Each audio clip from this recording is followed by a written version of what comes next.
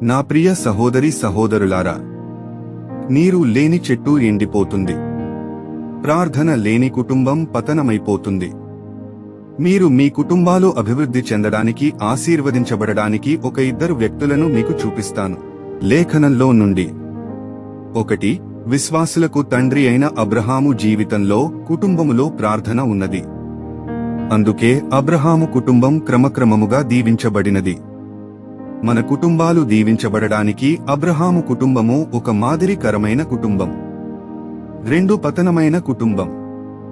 సొదొమ గొమొర్రా పట్టణములో నివాసము చేసిన లోతు కుటుంబం పతనమైపోయింది. దీనికి కారణం వారి కుటుంబంలో ప్రార్థన అనుభవము లేదు. అందుకే లోతు కుటుంబం పతనమైనది. సందేశము వినుచున్న ప్రియ సహోదరి సహోదరుడా, చెప్పబడిన 2 కుటుంబాలలో మొదటి కుటుంబపు అలవాట్లు నీ కుటుంబంలో ఉన్నాయా? ఉంటే నీవు ధన్యుడవు. లేకపోతే 2వ కుటుంబం అలవాట్లు, ప్రార్థన లేని జీవితం నీ కుటుంబంలో ఉందా? ప్రార్థన లేకపోతే నీ కుటుంబం పతనావస్థలోకి దిగిపోతావ్. ఏదో ఒక సమయాన జాగ్రత్త.